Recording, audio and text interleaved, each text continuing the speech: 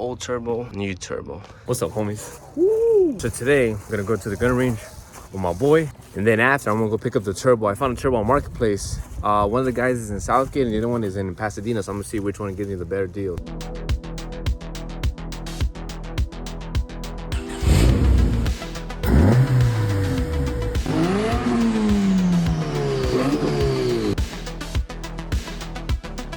Let's go. We are Simi Valley. I'm gonna get the shotgun. Let's go. Smoking barrel. Fuel lane 10. Oh, that's right, my boy. Sheesh. Yeah. Plug right here. We're gonna load it. Load it up. Ready.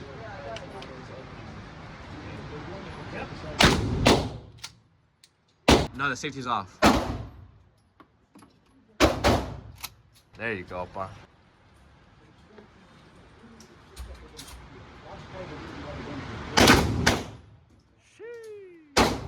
Easy money, huh?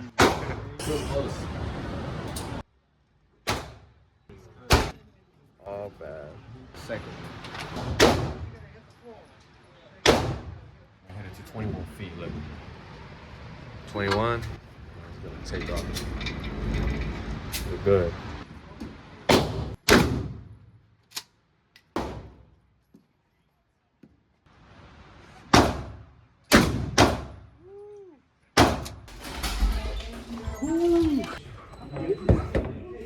All right, so we're out at the gun range. We're on our way to pick up that turbo that I'm trying to pick up. Yeah, 7 to the south, 7 to the south.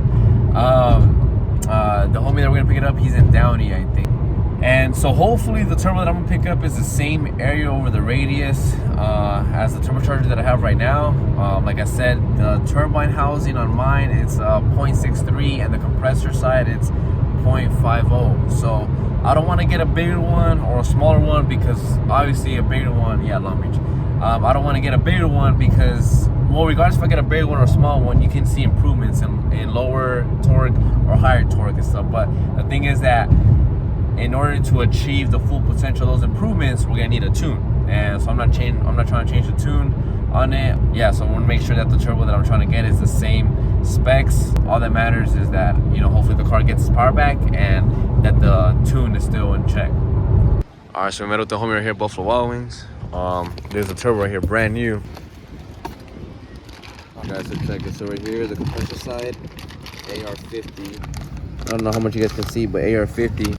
All right, homies, the next day here, we got the turbo right here, the new one. Which one you guys taking, the clapped out Series 1 or the clapped out Civic? There's showing to be one right answer, the Series 1. This thing's been sitting for like 8 years already, man. 9, if anything. I freaking can't wait, man, to get my Z back up and running. Damn, man, I miss that car so much. All right, so I'm gonna pull the whole turbo off. I'm gonna pull it from the exhaust ports, and then I'm gonna pull it from the return line, and then from the intercooler piping. You guys don't wanna see it, man, so let me do it.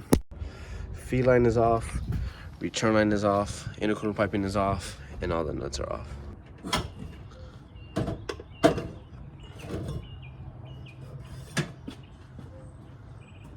All right, the turbo's off. I'm actually gonna grab the other one so I can kind of compare them. I have a feeling I might have to clock the other one. My dad just pulled up with his little waffle cutters. So grabbing this turbo here, I think I just might be good. So the air outlet for the compressor is going out down. This one's going out the same way. And then the exhaust inlet, it's coming in from the top here. And look at the flange here, it's going from the top here. So yeah, maybe I don't have to clock it. So let me remove the manifold from the turbo, and then I'll get back to you guys. All right, so I got the dump tube off, I got the manifold off with the wastegate, and I got the old turbo, and I got the new turbo. Old turbo, and then check out the new turbo. Papas. Let me show you guys what Gary was talking about. That he was saying that why the turbo's not building boost. All right, bear with me. Line is gonna be a little bit trash, but just bear with me. So Gary was saying that when exhaust gases enter the turbo, right, it pushes down on this wheel right here, right? So the wheel kind of rides down. So what it does, the opposite effect on the compressor side, is that the wheel starts riding up, right? So the wheel spins nicely, right? No problem spinning. But the minute that I push up on the wheel, which Gary was showing me, it starts rubbing against the housing. So look, I'm gonna try to put some pressure and I'm gonna go up. It like binds. And mind you, this is just pressure from my hand. I mean, I'm not that strong. So like it it binds and starts scraping away. Like, I'm not able to turn it the way that it's supposed to. So because it's binding, that can possibly be just the bearings inside the turbo, since it's a journal bearing. It's not a ball bearing. Ball bearings are, they're not gonna cost $100-200. They cost like at least $600-700, if not more, depending if you get a Garrett, Precision, you get the whole idea. So everything that Gary was telling me is making perfect sense, because if the compressor wheel is binding up, guess what that means? It means that the turbo's not pushing air, which means it's not pushing power, which means that there's not enough air in the fuel mixture, which is why it's running rich, and the AFR ratio is between 11 and 12. So check this out, the new turbo, this wheel, again, it spins nicely, right? And then I'm gonna put some pressure going up and it shouldn't bind. Look, I'm gonna try to put pressure going up. It's not getting stuck. It's not getting stuck. The other one, the old one, it does bind up. But this one, beautiful. So something that I do need to do is clock this turbo. So you see how the exhaust inlet for both of them, it's facing down, so that's perfect. But the air outlet for this turbo, the one that was on the car, it's facing up. This one, it's facing that way, so I kind of need to clock this one like 90 degrees, and I'll do that right now because I feel like it's gonna be a pain in the ass once it's on the car. So I got these already loose. I need just like 2 more, I think. These two, the grip is weird on these. This one right here. So they're all loose right here, all of them. So now I can rotate the turbo. Okay, so that's 90. All right, let's go see if it matches up the OG turbo. Voila, there we go. All right, so now I'm gonna start installing the turbo manifold onto the exhaust inlet right here, and I'm gonna install the dump tube onto the exhaust outlet right here. And I should be good to go, man. So the dump tube is installed already. Now it's just a manifold. And there is this gasket here for the exhaust inlet right here, which comes out of the engine. I'll probably use this one. Check this out. The dump tube installed, the intake manifold installed with the new gasket right here. Beautiful, man, ready to go. Probably the only thing I'm gonna install left from this kit is probably just the little, oh wait, where are they? Oh, these gaskets right here for the oil feed line and return line. Just to change them out, because look at this one, it's all cooked up and gunked up and whatnot. So just to make sure it's all good. Old turbo, new turbo. This one binding when you go up. And this one, no binding, even when you go up. My dumbass forgot a crucial part. Since I didn't take off the little seals, I thought that the feed lines were right, but no, this is the feed line and this is the return line, so I just need to rotate this. I loosen all the compressor ones, I loosen all the turbine ones, and now check this out. You can spin it, I'll lock this side, and then I'll continue adjusting, clocking the compressor to the right angle. Right there is perfect. This thing is pretty much ready to go. I'll put the return line here, I'll put the gasket in there, it's already squished in there.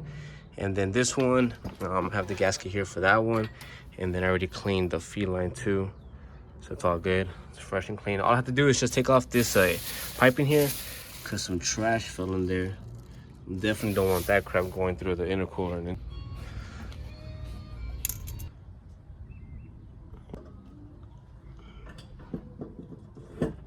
Beautiful. I'm gonna tighten the nuts, the feed line, the return line, and then the little intercooler piping right there. It's basically done. Just need the air filter. Other than that, this thing's looking beautiful. I'm just about done. I heard my brother turn on his car. Let's see.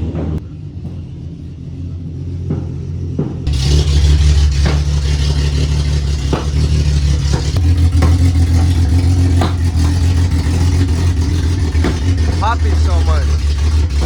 It's popping so much.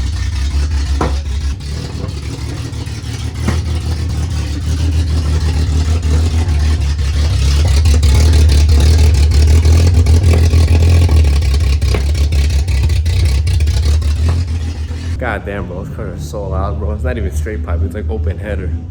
My time will come soon enough again. Still working on the Honda. All right, let's see.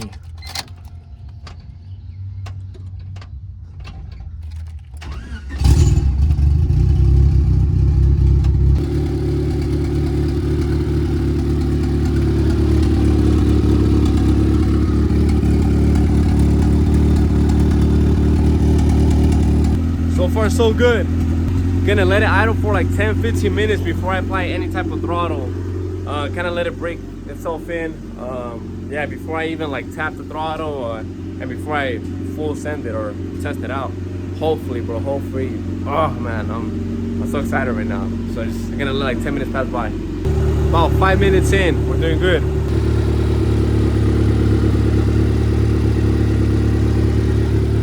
A little bit of smoke there. It might just be from the gasket or from the paint from the actual the turbine side of the turbo. No worries. Yeah, it smells like gasket material. It doesn't smell like exhaust.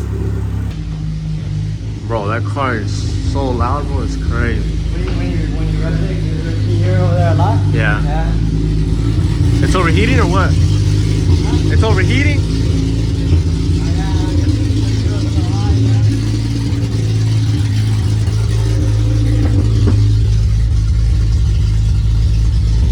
Oh yeah, it's a little high. A little high? It's a little high, yeah. Yeah, the temperature on my boy's car is climbing. That's not good.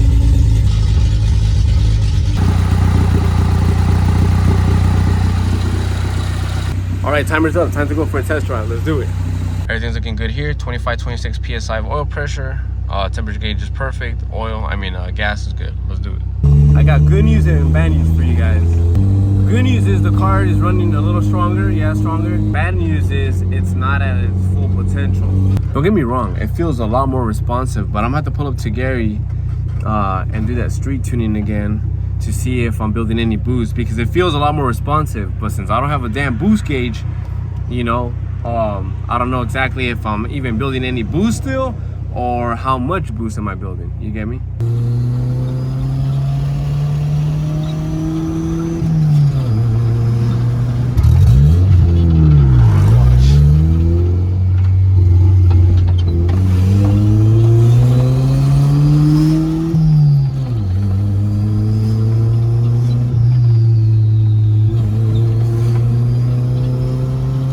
Hours later.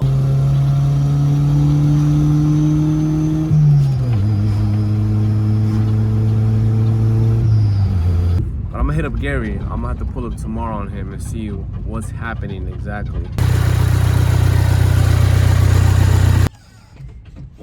Yeah, I don't know, man. Kind of weird.